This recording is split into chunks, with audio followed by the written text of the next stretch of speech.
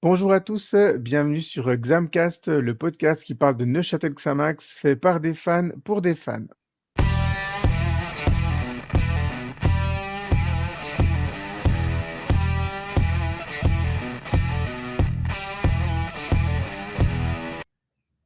C'est déjà le 36e épisode de la saison 2, de la saison 3, pardon, si on perd mes moyens tout de suite.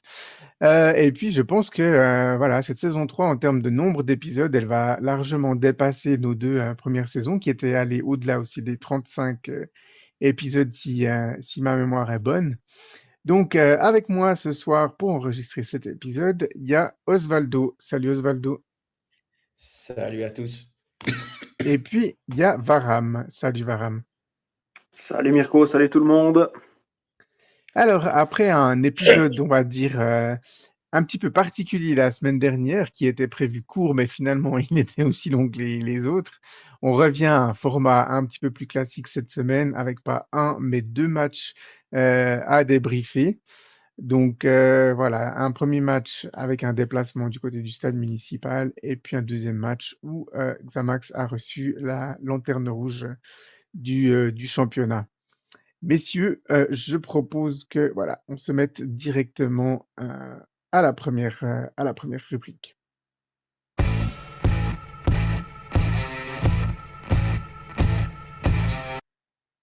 Voilà, alors pour la première rubrique, le premier match à débriefer, ça nous renvoie au 31e match de préparation de la saison pour Xamax. C'était un match un petit peu décalé puisque nos amis du bout du lac de Neuchâtel d'Yverdon étaient engagés en coupe le week-end précédent. Malheureusement pour eux, euh, ils se sont inclinés quoi, 2-0 hein, finalement contre 2-0 le contre FC Saint-Gall, ouais, Saint-Gall. Ouais, ils ont pris un but au début et à la fin, quoi, en gros, dans les en premières gros. minutes et dans les dernières minutes. Donc voilà, la raison pour laquelle ce match a été légèrement décalé par rapport aux autres matchs du week-end. Et puis, voilà, après 4 défaites contre cet adversaire, les Neuchâtelois étaient à cœur de se rattraper un petit peu. 3 défaites en championnat, une défaite lors de ce fameux quart de finale de coupe. Donc les Neuchâtelois ne voulaient pas faire un 5 à la suite, hein. Alors on était habitué aux 4 défaites contre des adversaires la saison dernière, mais 5 on ne l'avait jamais fait. Donc, fort heureusement pour nous, on ne l'a pas fait puisque ce match s'est terminé sur le score de 2 buts partout. Alors, concernant l'examcaster présent ce soir, donc Varam, toi, tu étais derrière ta télé, mais tu suivais un autre sport. Et C'est puis, ça. Osvaldo, tu étais présent au stade pour ce match, si je me trompe, hein? Ouais. Et Oui, puis non, moi, j'étais j'ai présent, ouais. Tu étais présent, ouais. Et puis moi, j'ai suivi ce match dans son intégralité dans mon canapé. J'ai hésité à me déplacer du côté d'Yverdon. Il faisait beau et tout, mais voilà, finalement, voilà, je suis resté chez moi. Voilà, un 2 partout, score final qui a soldé ce match. Voilà, comment donner une introduction à ce match? Osvaldo, on va dire que ce match, c'était pas dans le top 5 des meilleurs matchs de la saison, mais c'était pas non plus dans le top 5 des pires. Voilà. Non, déjà, faut dire une chose, c'est que pour ceux qui ont suivi, soit sur place, soit à la télévision, le match entre, Yverdon et Saint-Gall du dimanche d'avant, il y avait comme un tout petit décalage au niveau de l'affluence. On est passé vraiment, alors on s'y attendait bien sûr, mais on est vraiment passé du plein comme un œuf à vide, pratiquement vide puisque malgré le temps ensoleillé, je n'ai pas vu beaucoup de gens dans les tribunes latérales, quoi, pour ce match. Alors que de base, c'est d'avoir autant de rencontres entre 2 voisins du lac de Neuchâtel devrait normalement soulever un Mmh. peu plus les passions. Parce que ça paraît quand même, hein, je veux dire Yverdon, si on fait un peu d'histoire, c'est pas enfin, ils ont quand même été longtemps habitués pendant de nombreuses années aux ligues inférieures. Et voilà, mais oui, c'est au niveau du jeu, bon, on a eu nos adversaires qui ont plutôt dominé la première. Nous qui avons dominé par moments la deuxième, qui aurions pu, revenir du stade municipal avec la totalité de l'enjeu. Puis j'ai envie de dire un peu comme d'hab, ben, on craque dans les moments importants, quoi.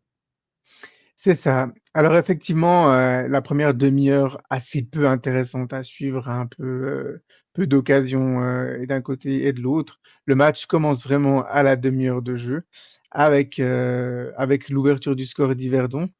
Mais avant ça, Osvaldo, je voulais quand même parler d'une petite séquence. En fait, cette, ouverture du score yverdonoise, elle fait suite à une séquence neuchâteloise, hein, où voilà, il y a un joueur qui s'écroule dans la surface. Honnêtement, je me souviens plus qui c'est. Et puis, on a l'impression, bah, 2 minutes, même pas 2 minutes plus tard, Yverdon ouvre le score et on a l'impression que la quasi-totalité de l'équipe est encore focalisée sur ce fait de jeu, en fait. Alors, le fait de jeu, je l'ai plus en tête. Par contre, c'est sûr que Ouais, c'est...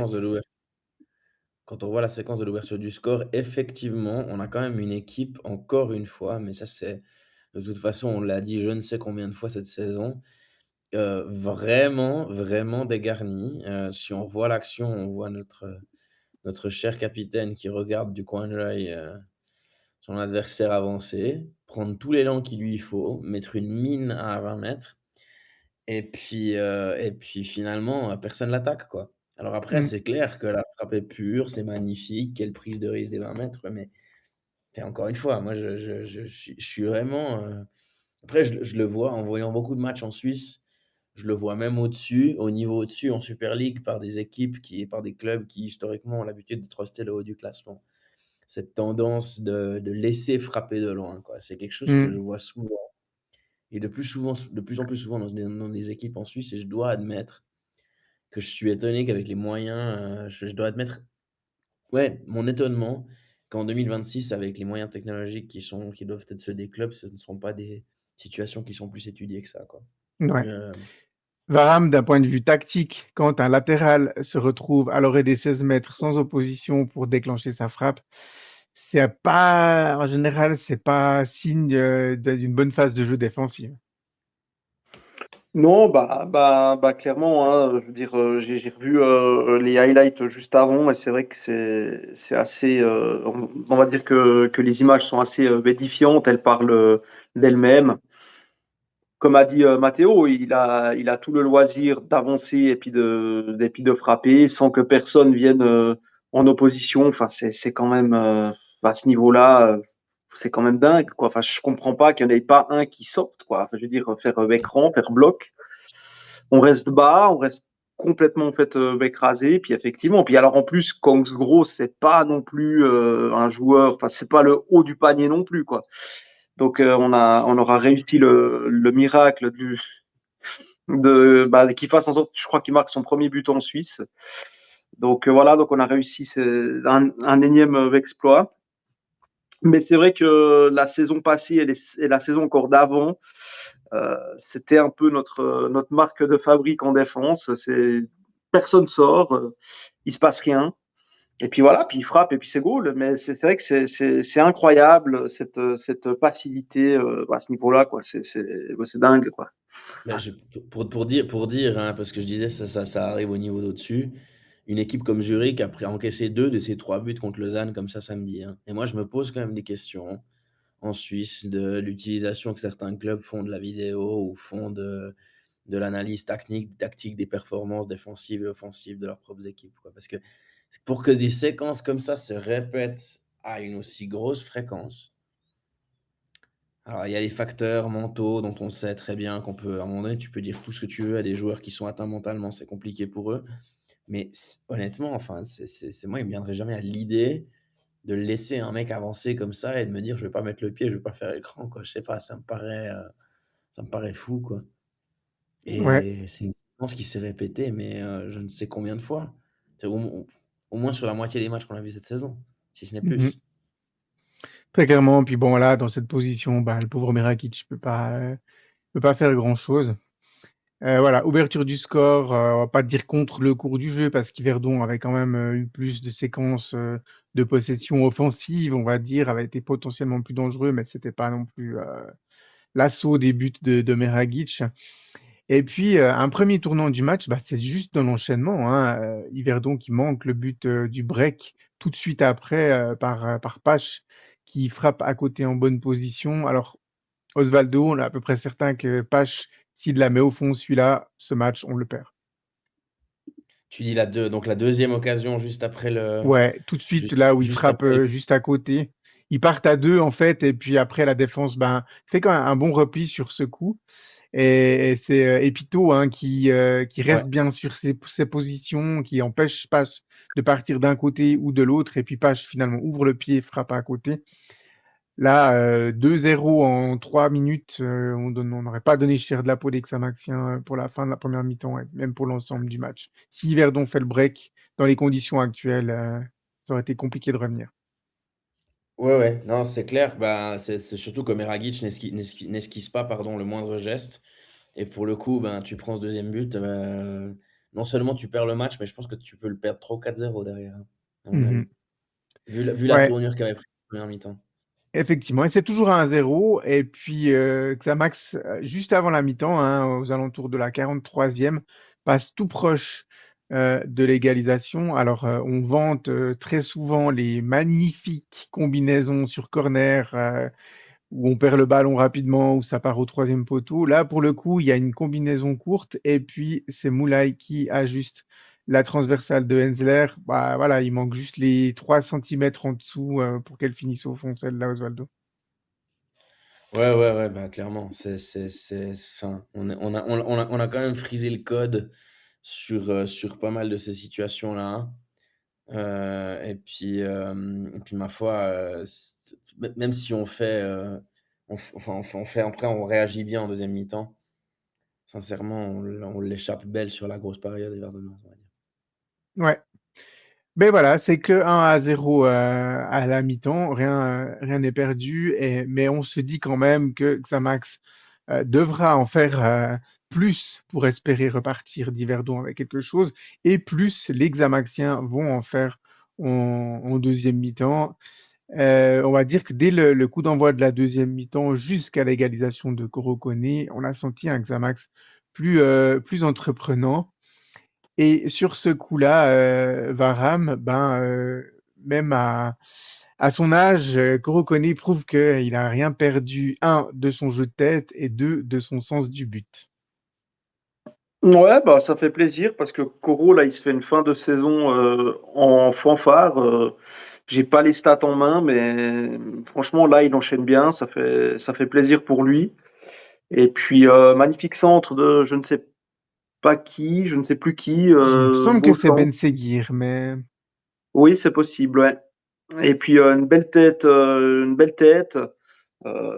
bien sèche, bel arrêt de Bensler, et puis Koro qui en deux temps la met au fond. Donc voilà, on va dire que sur cette action, il y a deux grandes spécialités maison. C'est comme tu l'as bien dit, c'est le coup de boule et le sens du but. Donc voilà, Ouais, alors c'est très bien.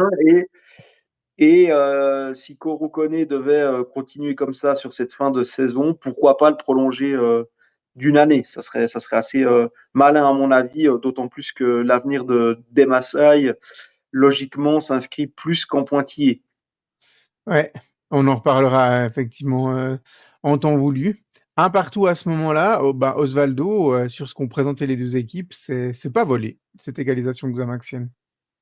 Non, c'est pas volé à la réserve que finalement on a assez vite été récompensé de nos efforts en deuxième mi-temps par rapport à ce qu'on aurait pu encaisser en première. C'est la seule réserve que je mets. C'est que je pense que, mine de rien, sur le dernier quart d'heure de la première mi-temps, on peut s'estimer heureux de s'en sortir qu'avec un 1-0. Et finalement, on concrétise vite notre période un peu meilleure en début de deuxième quand même, par Mhm. rapport à ce qu'on a pris dans la face en première mi-temps. Après, s'ensuit une phase de jeu où Xamax est là, est présent dans les duels, dans le jeu, mais sans se montrer extrêmement dangereux, jusqu'à cette 82e minute où voilà, une belle combinaison, une belle passe en profondeur de Hautier. Et là, on va dire que Nwendo joue bien le coup, mais surtout Poss joue très mal le coup sur cette action, Osvaldo. Oui, clairement, ben, finalement, on obtient un penalty, assez, assez heureux sur cette situation-là. Ma foi, ben, on se plaint souvent quand nos défenseurs font ce genre d'erreur, on en profite. Mais c'est vrai que si un de nos défenseurs avait fait ça ou si un de nos joueurs tout court fait ça, et selon le joueur qui aurait fait ça chez nous, il mais je ne vise personne.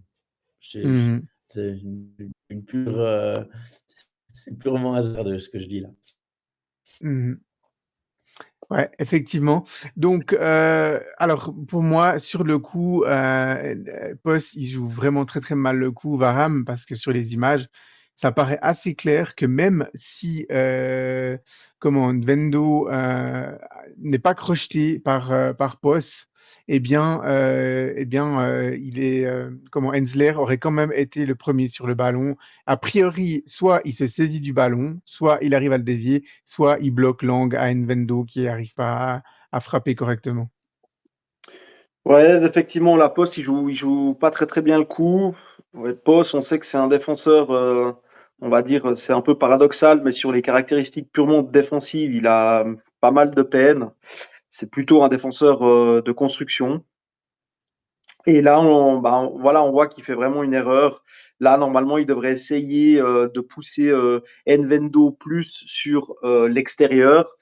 Et donc, sans évidemment le toucher, mais vraiment le faire en sorte qu'il est vraiment sur l'extérieur. Et puis là, c'est vrai que Wenzler ressortait bien. Il avait bien anticipé. Il était dans le bon timing. Mais après, moi, ce que j'aimerais souligner aussi, c'est la bonne course de Nvendo parce que j'ai vu certaines critiques et au fait, je trouve que c'est un peu c'est pas très. Je suis pas tellement d'accord avec ces critiques parce que il a débarqué au fait dans mercato d'hiver, il joue 10 minutes, 20 minutes, un quart d'heure et au fait il peut pas tellement se montrer quoi. Donc j'ai vu qu'il y a plein de gens qui étaient déçus, qui disent qu'il est pas bon, mais c'est compliqué de se mettre en valeur et de se montrer si vous jouez 10 minutes, un quart d'heure par match. Par contre, même si c'est vrai que pour l'instant on l'a pas vu faire grand chose, ce que je veux mettre en avant, c'est que c'est quelqu'un qui a envie. Dans ses courses, on voit qu'il a faim. On voit que c'est un mec qui rechigne pas à tacler, à revenir, à couvrir. Et voilà, moi c'est ça que j'ai envie de mettre en avant parce que les gens regardent souvent que les stats pures, mais des fois il faut regarder aussi un peu autre chose. Et même si effectivement pour l'instant il n'est pas tellement décisif au niveau des chiffres, par contre il mouille la chemise et c'est un mec, même s'il joue 5 minutes, il donne tout. Et ça, je crois qu'il faut aussi le mettre en avant. Oui, oui, oui, effectivement. Et puis, du coup, voilà, penalty, c'est notre buteur maison qui s'y colle. Alors, l'année passée, on avait un tireur extrêmement solide avec Kenan Fatkic, mais je crois que des Maasai, c'est pas mal non plus, Osvaldo.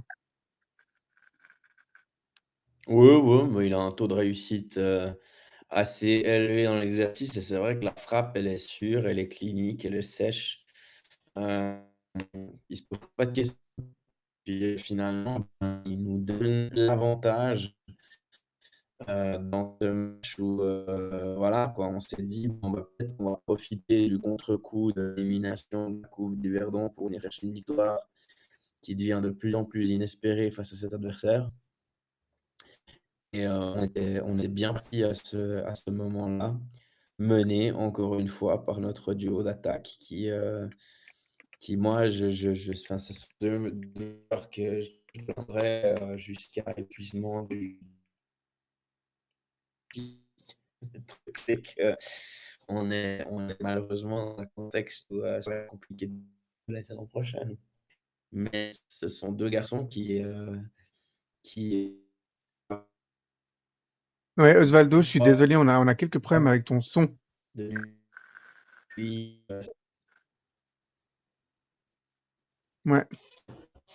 Alors, est-ce que vous Osvaldo, m'entendez à nouveau? Ouais, non, le son coupe beaucoup chez toi. Je suis désolé. Il faut qu'on enchaîne un petit peu les séquences. Il n'y a pas de souci avec Varane, mais il y a des soucis avec toi. Donc voilà, 2-1 à ce moment-là du match. Varane, il reste 10 minutes à jouer. Ben voilà, on espère repartir avec les 3 points. Et puis malheureusement, ça sera pas le cas. Yverdon revient à peine 5 minutes après le penalty sur un corner. Et puis, qui est-ce qui vient placer sa C'est tête? Weber, C'est hein. Weber, hein, c'est Weber qui vient placer sa tête sur un corner rentrant de Varoltazar. Voilà, ben, les corners, c'est des phases de jeu assez simples, hein. Si vous n'êtes pas au marquage et que l'attaquant reprend le ballon, souvent, ça fait mouche. Bah, c'est frustrant, c'est rageant, mais je crois que c'est la photocopie parfaite, de ces dernières saisons. C'est que malheureusement, on n'arrive pas à faire des matchs pleins, on arrive rarement à faire des matchs, complets de A, jusqu'à Z. Et puis, on va beaucoup par séquence, on joue bien 20 minutes par match, après on tire la prise, après on rejoue bien 50 minutes, après, enfin, le problème de cette équipe depuis des années et des années, c'est vraiment la constance et cette inconstance nous a vraiment coûté énormément de points. Et là, c'est de nouveau, on perd 2 points, mais si on devait faire le calcul de nombre de matchs qu'on a perdus dans les 10 dernières minutes ou des points qu'on a perdus, mais je pense qu'on arriverait à des chiffres astronomiques de points. Et puis au fait, ben, tu perds 2 points là, puis tu perds 2 points là, puis tu perds 3 points ci, puis un point là. Et puis bah voilà, bah, au final, ben, c'est ce qui fait que bah, tu te retrouves à 25 points de la première place, à 30 points de la première place. Et voilà, c'est plein de petits détails qui font à la fin des grands détails, quoi. Donc voilà, c'est un film vu et revu. Ouais.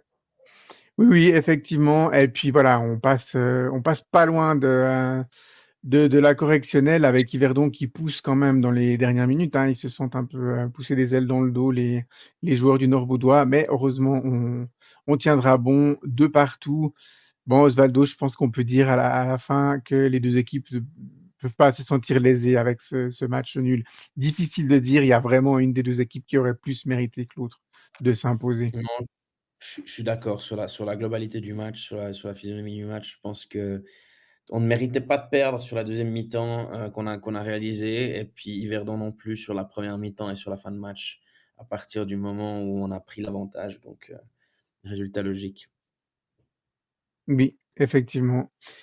Voilà, de partout, score logique, un score qui n'arrange personne, mais on va dire surtout pas Yverdon, qui est quand même, eux, ne disputaient pas un match amical ce soir-là. Ils ont encore de l'enjeu pour cette fin de saison, avec l'espoir de rattraper encore potentiellement le FC Arroux actuellement barragiste.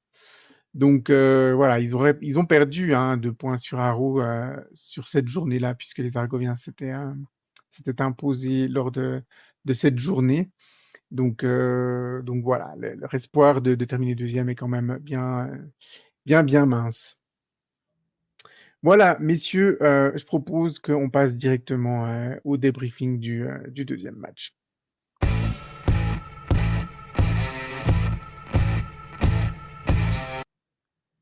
32e journée de Challenge League avec un match à une heure inhabituelle. 16h30 dimanche du côté de la Maladière. Messieurs, avant de parler du sportif, on va quand même parler un petit peu de ce qui s'est passé cette semaine parce que Osvaldo, ce match, c'était en fait le premier des 3 derniers matchs à domicile, mais surtout le premier match après l'appel au boycott de la tribune Neuch et donc des groupes ultra du club. Un Et oui, contexte un peu et oui, particulier. et oui, contexte un peu particulier. Moi, je pense qu'il y a effectivement, c'est une action qu'il est, je pense, facile de critiquer quand on ne connaît pas le contexte, ou quand on n'a pas conscience plutôt du contexte. C'est que je crois que finalement, c'est une activité dans le rapport du soutien à l'équipe. Ces gens mènent une activité qui est prenante et qui prend beaucoup de temps sur une saison, alors que voilà, par rapport à des joueurs qui sont là pour jouer, par rapport à des dirigeants qui sont là pour diriger, lui, eux le font gratuitement, ils le font de leur poche et c'est vrai que finalement, il y a un ras-le-bol. Moi, je suis même étonné que ça n'ait pas eu lieu plus tôt, mais je crois que on est les premiers, nous, à dénoncer cette gestion dans sur Examcast et dans nos podcasts depuis des mois et finalement, c'est la suite logique de la gestion de ces derniers mois et de ces dernières années. Oui, une action, finalement, Varane qui illustre de plus en plus le fossé, hein, qui se crée entre la direction et les suiveurs du club. Alors évidemment que les ultras représentent, je dirais, la partie la plus fervente, la partie la plus fidèle, hein. C'est les ultras qui sont le plus enclins à suivre également le club à l'extérieur. Mais ce grondement, ce ras-le-bol exprimé et matérialisé par ce boycott des ultras, eh bien, il est ressenti dans une grande partie de la tribune quand même. C'est pas juste les ultras qui en ont ras-le-bol. Non, non, bah, c'est clair. Je crois qu'il y a qu'à voir comment le stade se dégarnit, match après match. Je crois que le ras-le-bol est généralisé. Je crois qu'il y a un désamour, total et complet et puis, c'est une action que moi personnellement, je soutiens. Je pense qu'ils ont même été très indulgents et très patients parce que moi, ça fait un moment que moi personnellement, ça fait 2 ans que je vais plus au stade parce que j'ai plus envie de, comme je l'ai dit dans l'épisode précédent, ça ne me représente plus. Ça ne À mon avis, ça ne représente pas, cette direction, de par sa gestion, ne représente pas, le club, que j'aime et que j'ai aimé, étant jeune et puis voilà, c'est une suite finalement, logique. Voilà, mais après, voilà, donc il y a un peu, d'un côté la politique, de l'autruche, non, non, tout va bien, sur les réseaux sociaux, on essaie de montrer qu'il y a du monde, alors qu'il suffit de voir au fait à la télé qu'on voit que des, sièges rouges, quoi, donc ça veut dire que le stade est vide et puis on peut annoncer 3 000 et quelques, en comptant, les abonnements de la saison, oui, ben oui, mais dans le stade, il y en avait, moins de 1 000, hein, ça c'est sûr. Et puis je Donc pense que voilà, même donc c'est une influence de Bavois, Kriens. Mais bon, apparemment, on va pas se remettre en question. Le stade est vide, tout va bien. Le budget pour la saison prochaine est bouclé, donc comme on nous l'a dit il y a au fait une année, donc c'est bon. Le reste, on s'en fiche, tout va bien. Et puis moi, ce que je voulais aussi rajouter par rapport à ce que disait Mathéo, j'ai vu certaines personnes un peu qui ont la science infuse. Non, mais les ultras, s'ils boycottent, c'est pas des vrais supporters. J'aimerais quand même dire à ces gens que les ultras, par exemple, s'il y a un match le mardi à Ville, eux, ils sont là. Par contre, ceux qui critiquent, je suis pas sûr qu'ils sont un mardi soir à Ville. Je ne suis pas sûr que les gens qui critiquent vont voir un dimanche après-midi un Vaduz Xamax en principauté du Liechtenstein. C'est-à-dire faire 4 heures aller et 4 heures retour. J'ai quand même un gros doute. Mmh. Donc voilà. Donc c'est au fait une action légitime et c'est le moment d'exprimer de manière démocratique et pacifique, parce que il faut rappeler, on dit toujours ouais, mais les ultras ils font ci, ils font ça. C'est un acte citoyen, démocratique et pacifiste. Voilà, donc c'est très bien. Et il était temps parce que la coupe est pleine, on en a marre. Cette fin de saison, comme les autres, est une longue traversée dans le désert de Gobi. C'est insupportable. Et puis on repart la saison prochaine sur les mêmes bases et ça Mmh. va faire 8 ans que ça tourne. Et il est grand temps qu'on arrête le remake de Un jour sans fin avec Bill Murray, quoi. Mmh. Parce que cet appel au boycott, il a été accompagné d'une communication très claire. Les ultras ne boycottaient pas les joueurs et l'équipe.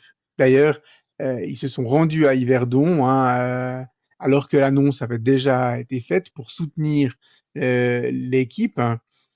Le message, il est clair, il est destiné à Jean-François Collet et à Tiziano Sorrenti. C'est Mmh. eux qui représentent la direction, tous les griefs que les supporters ultras font, mais qu'on entend aussi au travers des tribunes. Je veux dire, enfin moi, je ne suis pas un supporter ultra, je vais voir mes matchs en tribune, mais j'ouvre mes oreilles. J'ai toujours ouvert mes oreilles bien avant que ça me casse, mais maintenant je les ouvre encore plus. Et ces griefs sont partagés. Enfin, Mmh. je pense que si, Jean-François Collet et Tiziano Sorrenti allaient se balader un peu dans les tribunes et qu'ils écoutaient un peu le public, ben, comme on dit dans le jargon, ils repartiraient les 2 avec un costard, hein. Parce que les gens en ont ras-le-bol finalement d'un discours qui est tout le temps le même et qui se matérialise jamais par des actions. Finalement, on veut jouer le haut du tableau, on n'arrive jamais, on veut intégrer les jeunes, on n'y arrive jamais. Donc, ben voilà, au bout d'un moment, il y a des promesses qui sont faites et qui sont jamais tenues, messieurs, il y a pas 36 000 solutions. Soit les gens, ils sont incompétents pour atteindre les objectifs qui eux-mêmes se fixent, ou alors il y a aucune volonté vraiment d'atteindre cet objectif-là, et puis c'est juste du vent, en fait, ce qui est annoncé. Mais dans les 2 cas, de toute façon, messieurs, c'est plus possible. On veut pas d'une direction qui stagne, on veut pas d'une direction incompétente. Il y a un point de non-retour qui a été atteint là, messieurs. Bien sûr qu'il y a un point de retour qui a été un point de non-retour qui a été atteint. Moi, je voulais ajouter à ce qu'a dit quelque chose à ce qu'a dit Varam, c'est que finalement, on s'est rendu compte lors de la période de la crise sanitaire, de la différence que ça faisait d'avoir, un stade avec ou sans ses supporters les plus fervents. Et on se rend compte que c'est une vraie ambiance, enfin, c'était une vraie ambiance de cathédrale, hein. Les matchs qu'on s'est mangés, en plus, en brillant de mille feux, hein, il faut le dire, hein, dans le début aussi de l'ère de la direction Collet, donc la saison particulièrement la saison 2021, le stade était complètement vide parce que jauge oblige, là, pour le coup. Mais moi, je suis assez, ébahi par le peu d'importance, finalement, que des dirigeants peuvent avoir, vis-à-vis de la fréquentation du stade. Parce que finalement, si tu fais venir du monde au stade, ça veut dire que ton projet, que tu es en adéquation avec ton public et que ton public suit et que ton public garde l'entrain. Et sincèrement, nous, les supporters xamaxiens, on aime ce club de tout notre cœur. Moi, personnellement, quand en 2012, il y a eu la dernière action de boycott avec notre direction tchétchène, j'allais au stade depuis trop peu de temps et je n'étais pas encore, je le fréquentais pas encore de manière suffisamment régulière pour dire: «OK, ben, même si on joue à Zurich, Bâle ou IB, bah, je boycotte». Et là, personnellement, même si on jouait en Super League, en fait, c'est une question de gestion générale, quoi, et qu'à un moment donné, on peut pas se moquer des supporters comme ça. C'est des gens qui dépensent de l'argent pour venir voir l'équipe, qui dépensent de leur temps pour venir voir l'équipe, qui viennent le vendredi soir, à des périodes de l'année où il fait froid pour voir ce spectacle-là. Il faut arrêter de prendre les gens pour des ânes, en fait. Mmh. Et puis sans compter la saison Covid où Jean-François Collet rachète le club, enfin reprend le club à la fin novembre, on termine la 5e saison complète de Challenge League sur un mode copier-coller. C'est même pas Mmh. qu'on a eu des saisons complètement différentes, où on a comme le FC Arrow, loupé des promotions de peu, on tombe en barrage ou ci ou ça. C'est 5 saisons de copier-coller. Soit on lutte contre la relégation, soit on termine un peu plus haut dans le tableau, mais largué par rapport au premier. Les saisons de Xamax se suivent et se ressemblent.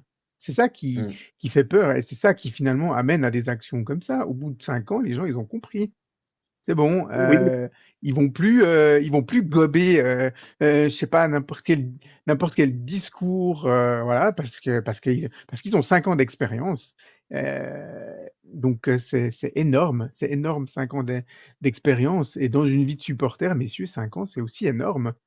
Heu, on commence à entendre des mots très forts, où Jeff Collet nous vole notre vie de supporter. Vraiment, littéralement, il y a pas d'autre mot.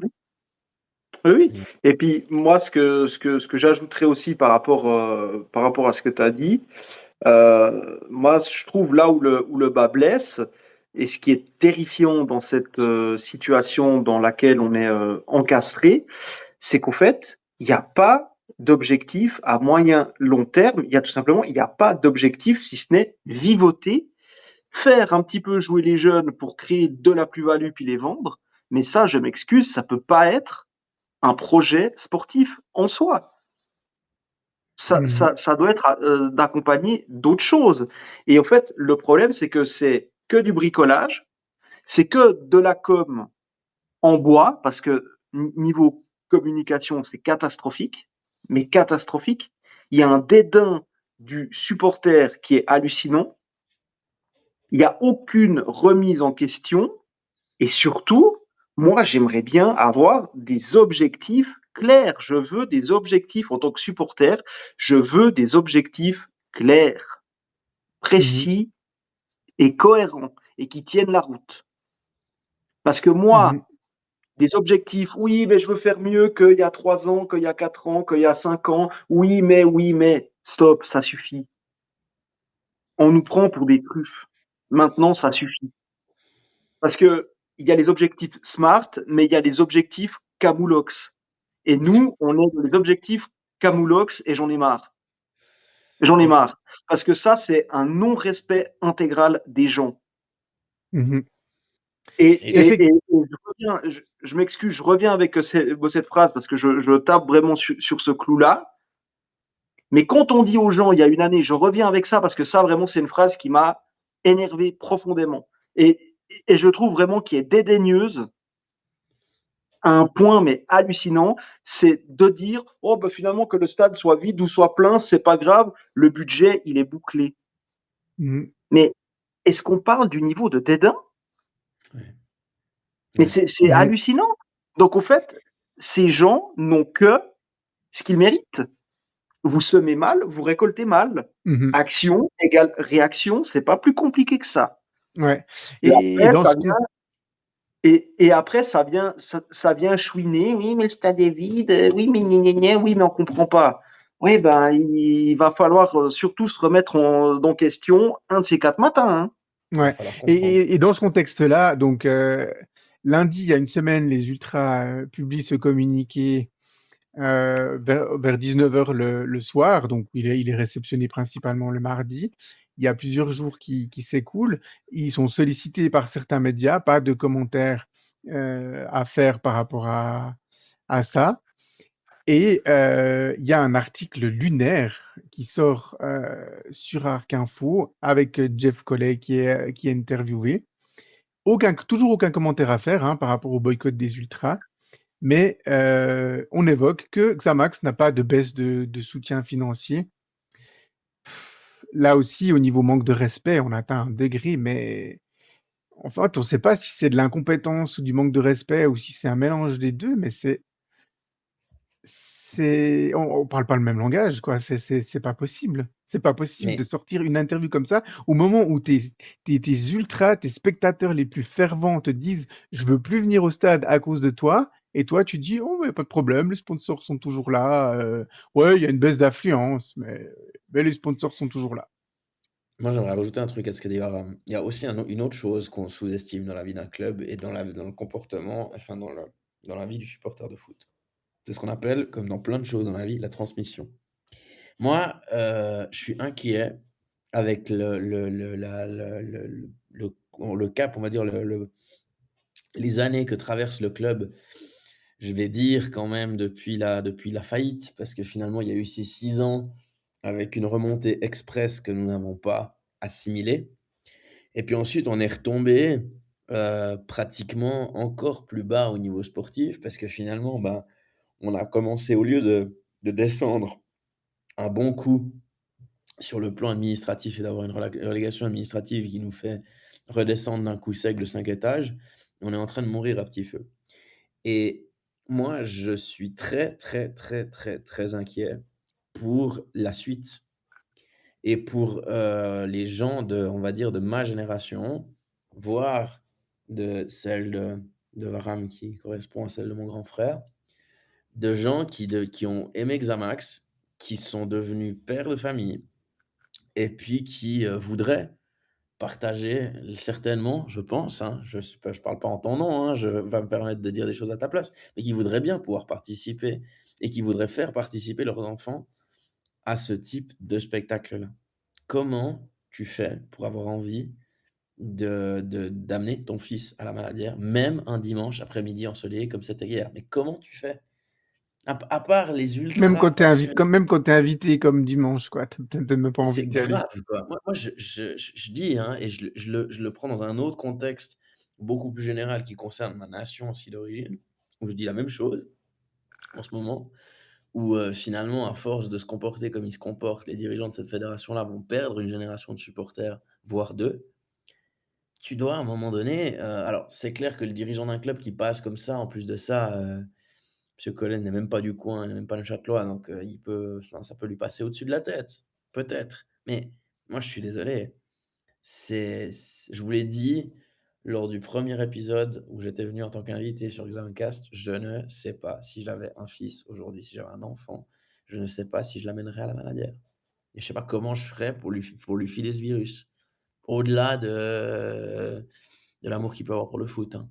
Il y a Mmh. vraiment une question à se poser de ce point de vue-là, parce que c'est un stade qui a vu le jour en 2007, qui n'a même pas 20 ans et qui semble en avoir 100 aujourd'hui, de par sa fréquentation. On a l'impression d'avoir un stade qui a un centenaire de vie, puis qui est sur le point de tomber en ruine, parce qu'il est vide. Oui, on va, pour terminer, ce chapitre, on va dire avant sportif ou administratif, moi j'ai quand même envie aussi, de dire, voilà, je regrette que cet article n'ait pas posé peut-être des questions un peu qui fâchent. Quand Jean-François Collet dit le club n'a pas perdu de sponsor, alors oui, il y a eu des mouvements de sponsors et que on lui a pas posé la question, d'où venaient les sponsors, hein, puisque si on regarde un peu la liste des sponsors actuellement, qu'on fait quelques recherches, on se rend très vite compte que ils font partie de l'entourage, on va dire, de Jeff Collet. Donc voilà, l'ancrage régional, il se perd aussi de plus en plus dans, dans le comment il se perd aussi dans dans le sponsoring. Et puis qu'on n'ait pas un peu plus appuyé le fait que voilà, les affluences sont vraiment gonflées. Alors toute la ligue procède de cette manière, hein, c'est clair. Mais le chiffre 3009, alors je suis, ouais, peut-être qu'il y avait quand même 1000 spectateurs, Varam, parce que on voyait quand même que dans la tribune A, il y avait un petit peu de monde, mais il y avait 1200 personnes au plus, donc ça a été gonflé un peu en plus. Mais bon, c'est une stratégie qui sera peut-être pas payante parce que l'année prochaine, s'ils ont 200 abonnés, ils pourront gonfler que de 200, hein, le chiffre. Donc voilà, non, je pense qu'il y aura quand même plus de 200 personnes qui vont s'abonner, mais on se dirige vers une chute. Alors on a notre ami Sempronicus dans les commentaires qui nous dit: «Avoir un stade qui a 100 ans, c'est un avantage les gars». Oui, il fait référence au Bruglifeld, évidemment. On aura l'occasion de reparler de ça avec lui la semaine prochaine. On vous dit tout en fin d'épisode. Voilà, on a presque tendance à oublier qu'il y avait un match quand même ce dimanche à la Maladière avec la réception de l'AC Bellinzone. Et puis, alors, c'était pas un match au sommet contre Yverdon, mais alors là, c'était encore pas non plus, c'était encore moins les sommets sur ce match. On va pas avoir peur des mots. Ce match, il était ennuyeux et sans les éclairs de notre buteur maison, enfin, on ne sait pas ce qu'on se serait mis sous la dent sur ce match, messieurs. C'était ennuyant à mourir, vraiment, ce match entre deux équipes d'un niveau vraiment pas exceptionnel. Alors heureusement, Bellinzone était un peu plus mauvais que nous, mais voilà, c'était vraiment pas exceptionnel. Alors c'était une première, on a assisté à ce match tous ensemble au même endroit. Donc on a pu se tenir compagnie à papoter, mais voilà. C'est un match qui n'a pas eu toute notre attention, à part les buts. On va dire ça comme ça, Varam. Bah, disons que c'était un match en bois, quoi. C'était un match long, pénible. Bah, je crois que c'était un match, on va dire, à la sauce Magnien, quoi. Il a été catastrophique, cata. Je vois pas comment, je vois pas ce qu'on peut dire d'autre. C'était d'un ennui, mais mortel. J'ai perdu presque 1 heure et demie de ma vie à regarder ce match. Ouais, sympa pour les potes C'était avec qui il était, mais Oui, alors, heureusement que j'étais avec les potes, mais vraiment, si on se focus sur le match, si on se focus vraiment sur le match, ça a été vraiment purge, purge 3000, quoi. C'était horrible, quoi. Franchement, hmm, ouais. c'était Alors, dur, quoi. premier éclair de génie, on va dire.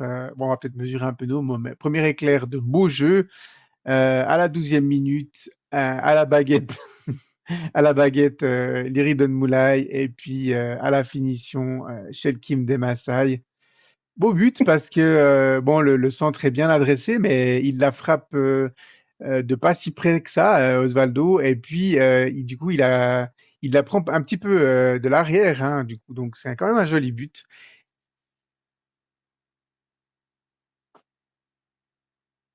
Alors on n'a plus de son chez Osvaldo, on va aller solliciter Varam du coup. J'y suis, c'est Ah, tout bon. Je disais, éclair de génie, comme tu le disais, c'est vrai que on a vu la patte d'un grand tireur de coup franc tel un ancien numéro 21 italien. Et puis c'est vrai que le coup de tête est digne d'un renard des surfaces de niveau Ligue des Champions. Non, mais à part ça, on s'amuse un petit peu à enjoliver le truc. Mais c'est vrai que le coup de tête est beau, ça, il n'y a rien à dire. Le coup franc est bien voté. Et à ce moment-là, heureusement que le but, justement, n'intervient pas trop tard parce que c'est vrai que dans le match, enfin dans l'ambiance générale quelque part et puis, vu le niveau technique, c il n'y a qu'avec un but précoce comme celui-ci à la 13e minute que tu maintiens ne serait-ce qu'un tantinet d'intérêt. ouais. Et puis ensuite, plus rien jusqu'à la 38e où Xamax bénéficie d'un coup franc bien placé, presque trop bien placé, hein, à l'orée de la surface, c'est jamais facile de les mettre. Combinaison entre Caraco et Moulay, frappe sèche de Moulay, bonne intervention de Troken, le gardien tessinois. Et là, Jesse Autier, pour rester dans notre pays, il rate la pointe du four, Varam. Ouais, alors c'est vrai que d'habitude, bah voilà, Autier, on sait que c'est vraiment un renard. Évidemment, il n'y avait que lui qui pouvait être sur ce rebond, mais il n'a pas marqué. C'est rare, il faut le souligner, c'est rare. Je sais plus s'il tire sur le gardien ou il y a un défenseur qui revient, mais Ouais, c'est le ouais, gardien, en fait. Il tire voilà, ouais, ouais, dessus, le gardien la lui renvoie, il la touche et puis elle part sur le côté. c'est ça. Euh, voilà. Ça aurait pu être 2-0 à ce moment-là, et puis malheureusement, ça sera un partout juste derrière, avec un coup franc un peu plus éloigné cette fois pour, euh, pour les Tessinois, et puis un coup de tête, on va dire presque involontaire du joueur tessinois, Osvaldo, le buteur, en l'occurrence Bomo. On va dire son coup de tête, il est assez inhabituel. Ben oui, écoute, on pouvait prendre un but que comme ça, quoi. Après, bon, inhabituel, oui, maintenant complètement involontaire, je dirais pas non plus parce qu'il est quand même, il se met dos au but et puis finalement il essaye. Il y a un mouvement où il tente de dévier ce ballon et il finit par le dévier. Hein, c'est vrai Ouais, que bon, donc les, le- les attaquants adverses, ils ont même plus besoin de se mettre face au but à 5 mètres, même dos au but, ça passe aussi, nickel, pas de ouais. problème. Après, notre gardien n'est pas irréprochable non plus sur cette, il peut l'avoir aussi, hein, c'est pas interdit, hein. Ouais, bon, alors après, la trajectoire, elle change. Il la prend presque juste devant lui, il modifie un tout petit peu la trajectoire à cette vitesse. C'est compliqué. Il avait anticipé que le ballon allait passer par-dessus, arriver sur son poteau gauche. Donc voilà, c'est un partout. On va dire, on peut même pas dire que c'était contre le cours du jeu, Varam, parce que pour dire contre le cours du jeu, il faudrait qu'il y ait du jeu. Oui, c'est ça. Bah oui, bah oui, bah c'est clair. Bah, de toute façon, aucune équipe a pris le jeu en main. Nous, parce que je pense qu'on était déjà semi au fait en vacances, et puis Bellinzone, parce que c'est une équipe qui est très très très limitée, franchement. Donc d'un côté, entre une équipe qui est plus en mode Club Med et l'autre qui j'essaye mais j'y arrive pas. Donc voilà, donc ouais, donc c'est pas d'immérité parce que Xamax n'a absolument pas maîtrisé le jeu à aucun moment. Donc à ce moment-là du match, on se dit ben pourquoi pas. Donc voilà quoi. Ouais, effectivement. Un partout à la mi-temps et puis bah, finalement, Osvaldo, en deuxième mi-temps, il faut attendre la 71e minute. C'est quand même long, hein, de 45 à 71 pour voir une action de football. Et voilà, une belle déviation de la tête de Moulay. Et là, Demacha, il fait tout seul. Le but, il est loin d'être marqué au moment où il reçoit le ballon, hein.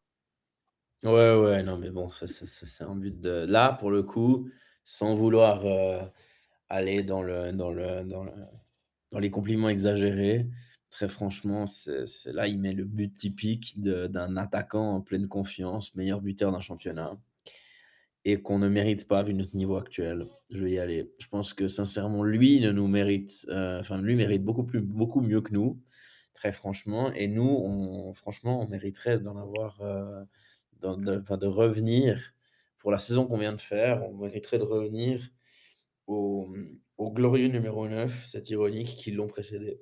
Parce que ça, c'est un but qu'absolument aucun attaquant, aucun autre attaquant, à part peut-être Mafuta et certainement Nzolo dans les dernières années aurait mis, je pense. Si on fait je veux pas faire du bashing pour rien et puis tailler les mecs qui sont passés là pour rien et cracher dans la soupe, hein, mais en toute objectivité, je pense qu'il y en a pas beaucoup qui sont passés par le club, ces dernières années à ce poste, qui auraient mis ce but-là, hein. Ouais, alors Nudes, si tu nous écoutes sur cet épisode, toutes mes excuses pour ce que je vais dire. Il y avait quand même un sprint de 50 mètres à piquer. Je pense qu'à 37-38 ans, il se faisait rattraper par le défenseur, à mon avis, hein. Possible, Mais bon, mais bon. voilà. Bah, des buts, comme ça, il en a pas mis beaucoup sur la fin. C'était des buts, c'était pas des buts où il sprintait sur 40-50 mètres. Il en a mis plein des buts, mais peut-être qu'il va me démentir et puis il va m'envoyer un petit message pour me dire, ouais, tel jour, tel match, j'ai marqué comme ça. Mais Mafuta, lui, il le plantait, c'est sûr. Mais enfin, c'est sûr. En tout cas, il arrive en bonne position.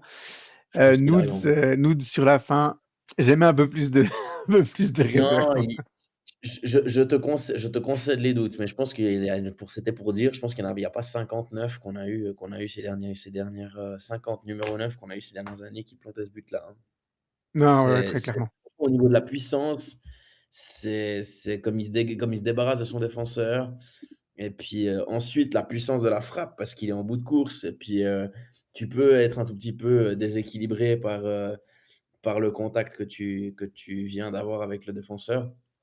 Alors il y a un poil de réussite puisque la frappe fait plutôt rentrant, mais au niveau enfin, c'est une réussite provoquée parce que pour le coup, Mhm.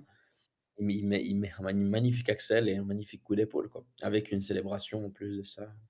Mhm. Grand Une art, quoi. célébration qui est déjà iconique. Alors, on ne sait pas s'il a déjà pris le véhicule pour son prochain lieu de travail hein, ou pas, mais c'est vrai que cette célébration, elle est assez sympathique. Elle nous a fait sourire. Voilà. Varam, je sais que tu trépignes d'impatience de nous parler de l'action de la 88e minute. Et je le sais parce que elle nous a tous irrités, celle-ci. Alors on a loué les qualités de Shelkim Demassai sur une action similaire. Là, on n'a plus les mots, Varam. Tu vas essayer de les trouver. Je sais que tu vas les trouver, mais on n'a plus les mots. On a confiance en toi, vas-y. Ouais, non, mais je risque de vraiment pas être très très très Coubertin sur le coup, quoi. Donc, pour vous Rappelez-moi rafraîchir juste la mémoire, l'action. chers auditeurs, ouais, Voilà. c'est Ben Seguir hein, qui profite d'une action au nord. Il Ah part oui. tout seul à mi-terrain. Ah Et ouais, ouais. puis, ça finit même pas en frappe, en fait. Il se Mmh. fait Ouais, rattraper par le défenseur. bah en fait, je pense qu'on s'est tous dit quand on l'a vu partir qu'au fait, ben, il allait pas marquer. purement et simplement. Ouais, mais il y a une différence Alors, entre ne pas marquer et ne pas frapper. ouais, Bah, Quand même. c'est ça. Quand le même, tu problème vois? le problème, c'est que Salim, c'est voilà, c'est la frustration et il a ce plafond de verre qu'il n'arrive pas en fait à casser parce que purement et simplement, c'est qu'il a pas faim, il a pas cet esprit de tueur. Je veux dire, des Maasai, on le voit, il fait 50 mètres de sprint et on sait qu'il va marquer parce qu'il a cette méchanceté, il a cette agressivité de vraiment de se dire: «Je prends la balle, je vais aller la mettre au fond, il y a pas de discussion, on discute pas» et au fait, rien que dans la course, on sait que Demassai, il va marquer parce qu'il est agressif, parce qu'il il y va, parce qu'elle est franche. Ben Seguir, on a toujours un peu cette impression qu'il joue en claquette, qu'il est en short décathlon. Enfin, c'est pas possible. Au bout d'un moment, on a envie d'y dire, mais Salim, faut te faire un peu violence, quoi.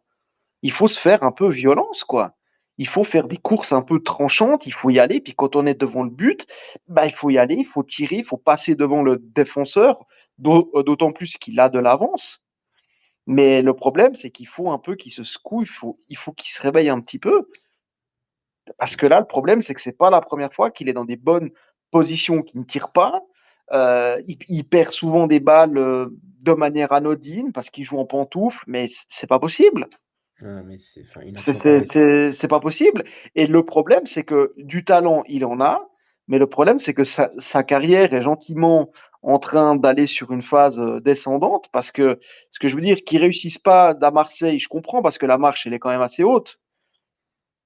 Mais Quoique, en ce franchement, moment, alors oui, mais ce que je veux dire à Marseille, Par rapport à devant Glamour. lui, il y a quand même un certain niveau. Ce que je veux dire, c'est quand même, il y a quand même des mecs comme Greenwood, Benoît Néry, Pai Chao, là, la marche, elle est quand même haute. Alors, je comprends.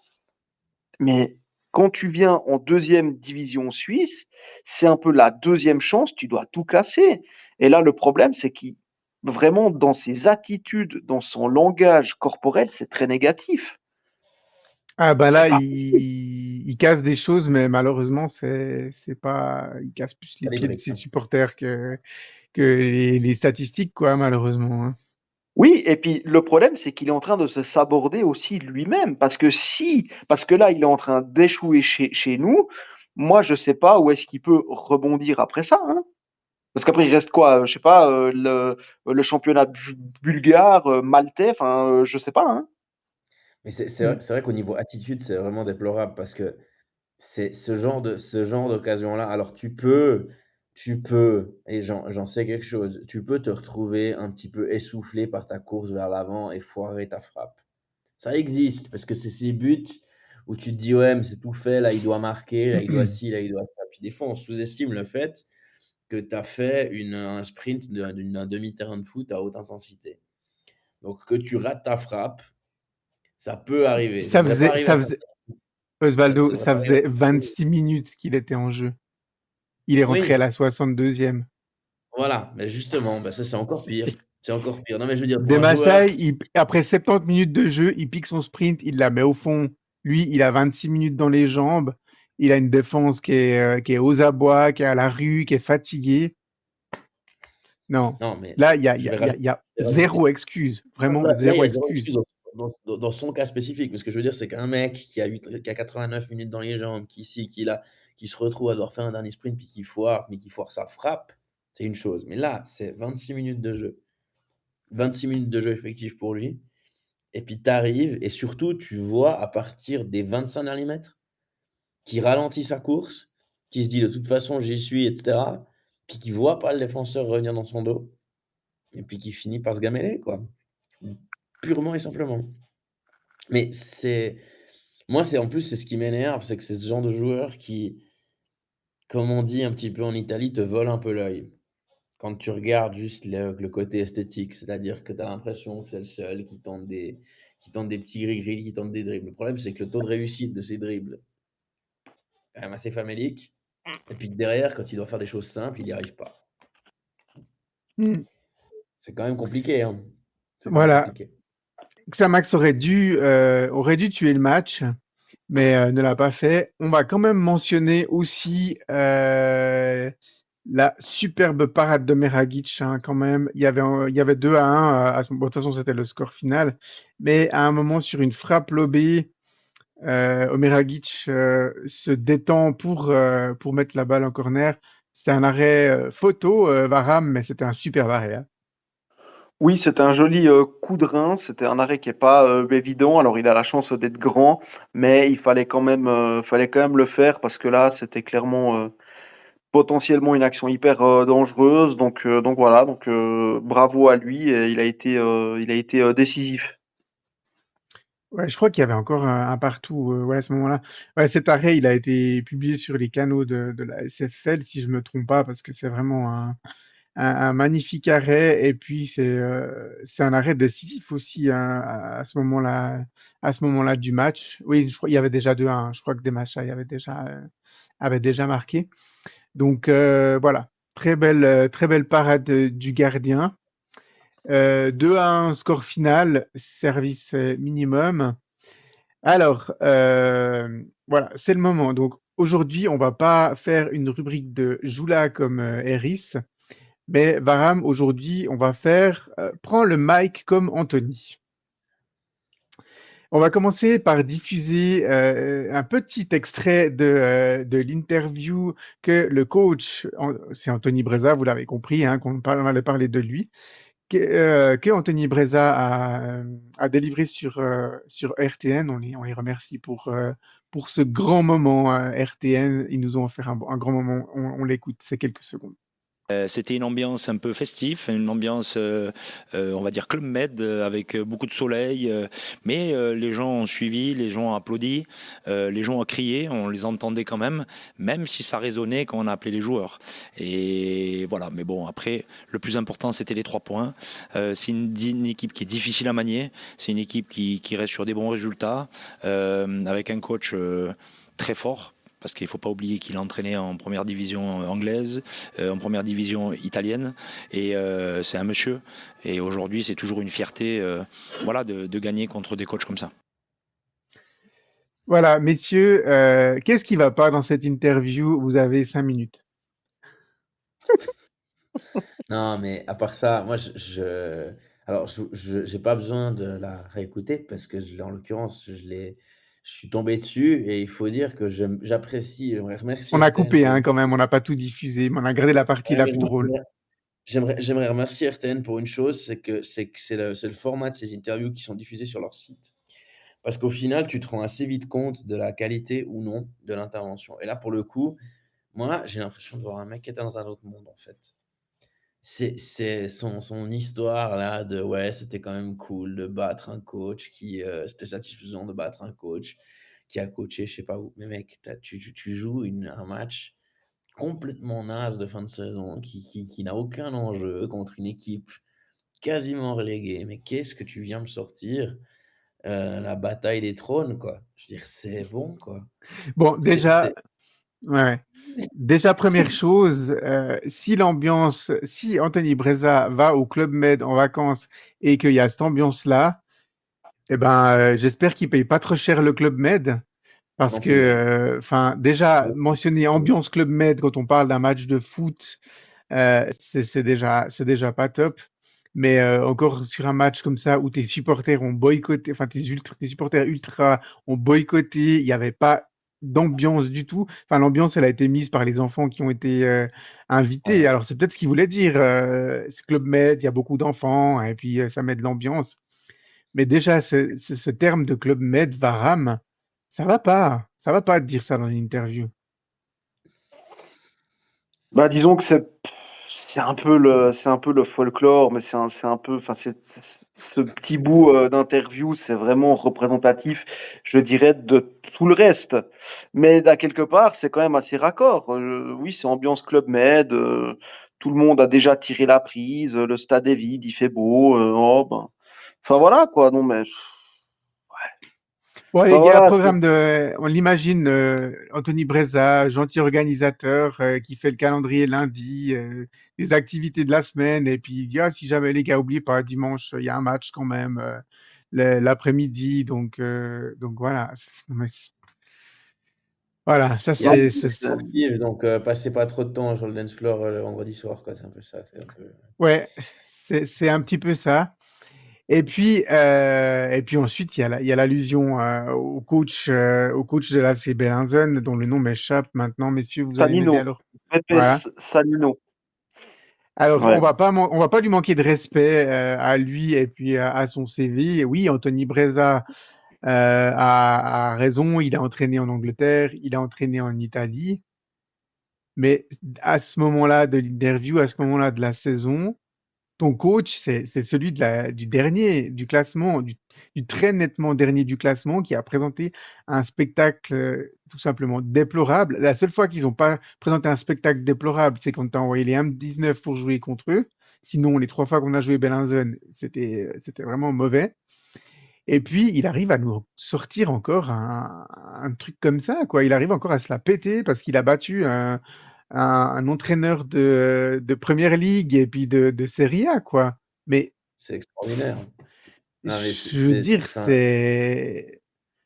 Alors, moi, honnêtement, heureusement qu'on n'a plus les accréditations et puis que j'étais pas présent à côté de Nicolas Bandeli. Je sais que c'est lui qui a pris cette interview parce que c'est lui qui commentait le match, mais moi, j'aurais explosé de rire s'il m'avait sorti un truc comme ça. Je pense que j'aurais dû quitter la salle de presse parce que tellement j'aurais eu un fou rire, j'aurais pas pu tenir mon micro ou voilà. Bah, Ou très honnêtement, bah, il m'aurait sorti un truc comme ça en interview, j'aurais pas osé diffuser l'interview. Ou peut-être que j'aurais bah, osé parce que je sais pas, j'en sais rien. moi, je te dis honnêtement, cette sortie-là me dérange plus que celle du Club Med, tu vois, parce que là, vraiment, c'est vraiment se tresser des lauriers avec compris. 3 bouts d'aubépine. Non, mais c'est vraiment n'importe quoi. Enfin, je veux dire, faut vraiment racler le fond du tiroir, quoi. Enfin, c'est hallucinant, quoi. Ce que je veux dire, un match purge contre les derniers qui ont 9 orteils en Promotion League. Mais ce que je veux dire, quand Klopp, par exemple, bat Guardiola en demi-finale de Champions League, il dit pas ah ouais, mais j'ai battu Pep. Parce que déjà, c'est une équipe contre une autre, puis c'est pas Déjà. j'ai gagné. Enfin, Mm. déjà ça, je veux dire, même un entraîneur qui fait une perf incroyable, qui bat un super entraîneur, et il dit pas ça, enfin, c'est complètement lunaire, quoi. Enfin, c'est roue libre, encore une fois, quoi. C'est un truc de fou. Enfin, je sais pas, Ouais, je sais pas. alors, Et puis en plus, c'est vraiment le truc, c'est vraiment se la raconter avec rien du tout, quoi. Enfin, ce que je veux dire, je veux dire, c'est le mec qui roule en Clio 5 et puis il fait le malin. Enfin, c'est un truc de fou, quoi. Non, mais Enfin, je veux dire, ouais, moi, je me suis déjà, posé la question, messieurs, et je sais que vous voulez te poser aussi, si le club n'avait pas annoncé il y a une semaine la non-prolongation de son contrat, est-ce il aurait sorti une dinguerie pareille en interview? C'est quand même la grande question c'est possible. qu'on Ouais. s'est posée à ce moment-là. On n'aura pas la réponse, mais Non, mais c'est- on a rigolé un bon coup quand on a écouté ça, quoi, ah oui, quand même. ça, on a alors là, on s'est rigolé, fait ouais. les abdos. Non, ça, on a rigolé. Mais déjà, j'ai beaucoup de peine avec les coachs qui retirent des prestations de leur équipe un espèce de mérite individuel comme ça, parce que souvent, ces mecs-là qui finalement, comme on dit chez moi, se la tirent un peu trop, c'est souvent ceux qui ensuite, quand ils perdent, c'est la faute des antennes 5G, de l'herbe qui est pas assez verte et de je ne sais encore quoi. Avec Varane, on a un très grand pote, dans ce cas de figure, mais souvent, c'est des mecs qui cherchent, qui sont très forts, hein, pour s'attirer tous les mérites d'une victoire. Mais alors quand ça perd, c'est la faute de tout le monde sauf de la leur, quoi. Et c'est vrai que quand on connaît et quand on analyse un petit peu le passage d'Anthony Breza à la Châtel-Xamax, c'est vraiment, pour le coup, le dernier coup de pelle pour creuser sa tombe avec nous, hein. Parce que pour le coup, si elle n'est pas encore déjà creusée.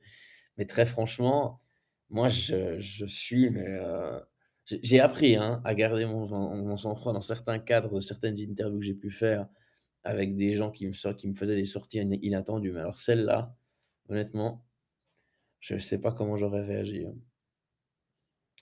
Ouais, puis C'est en même temps, si tu avais collé 5-0 à Berzon, score choisi au hasard, hein, oui, si t'avais collé 5-0 en pondant une masterclass de la première à la dernière minute, tu les avais maintenus sous l'eau, tu as marqué 5 buts, tu en as loupé 5 tout fait, les adversaires, ils n'ont pas dépassé le milieu de terrain, ils ont eu 30% de possession de balle sur le match. Voilà. Ok, passe encore. Mais Demachai aurait été blessé ou suspendu ce match. tu le perdais.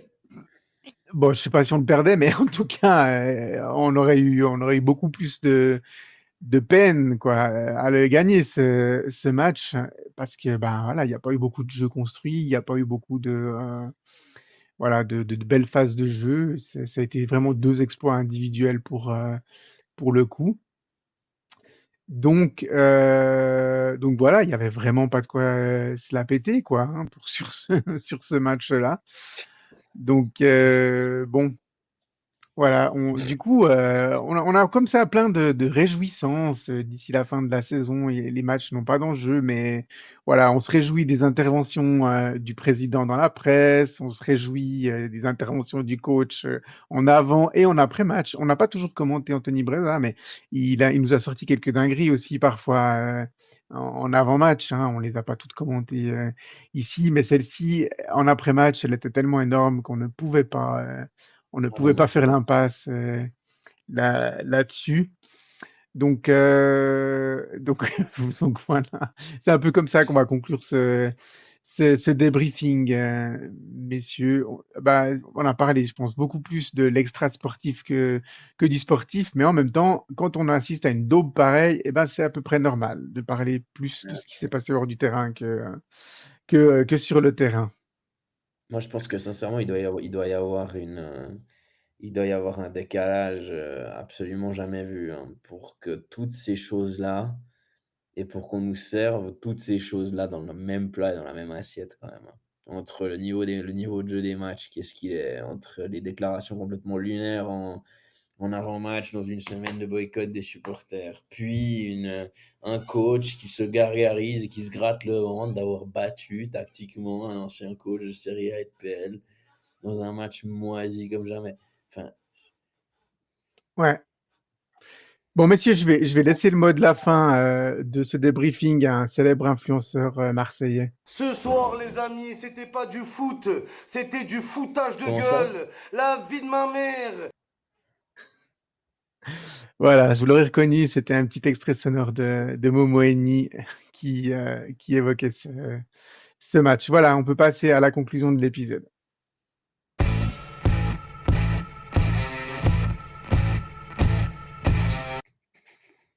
Messieurs, la semaine prochaine, ça sera un épisode un petit peu particulier et je vous cache pas qu'on se réjouit beaucoup.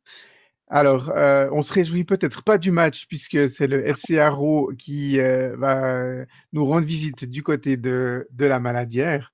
Mais par contre, vous l'aurez compris quand j'ai lu son commentaire sur notre chaîne Twitch, enfin sur notre chat Twitch, on aura on va dire le plus neuchâtelois ou le plus xamcast des supporters argoviens qui sera avec nous la semaine prochaine. Sempronicus, alias Ruben, ou plutôt Ruben, alias Sempronicus, nous fera le plaisir de venir pratiquer son français avec nous. Et puis, on parlera du match. Et puis, évidemment, on parlera aussi de comment il a connu Xamcast. Et puis, de comment il est devenu être fan du FC Haro. Hein. C'est pas parce qu'on a qu'un supporter adverse qu'on va parler que de Xamax non plus. On va lui donner la parole un peu pour parler de son club. Et puis finalement un peu de cette ouais, rivalité spéciale, on le rappelle, hein, Xamax, en tout, je ne sais pas pour le FC Haro, mais en tout cas pour nous, Neuchâtel Xamax, le FC Haro est le club que nous avons le plus affronté en professionnel. Donc il y a quand même une histoire entre ces deux clubs, au-delà de 2019, pardon, j'en perds mes mots. Et voilà, les deux villes sont jumelées, donc voilà, il y a quand même un lien assez proche entre, même si on parle pas la même langue, mais entre Neuchâtel et Haro. Alors, on se réjouit hein, quand même, messieurs. C'est pas souvent on a l'occasion d'avoir des supporters adverses, Mais on se réjouit aussi parce qu'on a quand même développé quelques blagues. Sempronicus, si vous ne l'avez pas vu, il a souvent mis des commentaires extrêmement drôles lors de nos briefings ou des briefings quand on joue à Raw. Donc je pense qu'on va passablement rigoler. On a affaire à quelqu'un qui a un bon sens de l'humour, qui a un bon sens de l'autodérision. À Xamcast, je pense qu'aussi on a de l'humour, on a aussi de l'autodérision, donc ça va donner un épisode assez sympathique, même si le match sera peut-être pas le plus passionnant du monde, mais on fait confiance au FC Haro pour peut-être l'animer si nous on n'arrive pas à l'animer ce match, messieurs. Mais ça s'annonce cool, hein, cet épisode.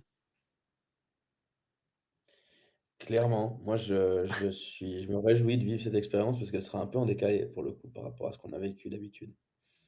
Ouais. Oui, oui, effectivement. Et puis du coup, faudra aussi qu'on parle peut-être un peu plus lentement et qu'on prononce bien nos mots, même si j'ai quand même l'impression, je ne l'ai pas encore parlé directement à Ruben, mais j'ai l'impression que son français est vraiment très bon et il le confirme dans le chat, il a trop trop hâte. Donc voilà, ça va être vraiment un épisode super sympa. Ruben, on se réjouit de t'avoir la semaine prochaine. Voilà, comme d'habitude, merci à vous, chers auditeurs, pour votre écoute et puis, merci à vous, mes collègues animateurs. Voilà, on a beaucoup plus d'extra sportifs que de sportifs à parler en ce moment, mais voilà, on le fait toujours, le mieux possible, ce travail. Voilà, merci, et puis bonne semaine à tous et puis à la semaine prochaine. Bye bye. Bye Bye bye. bye.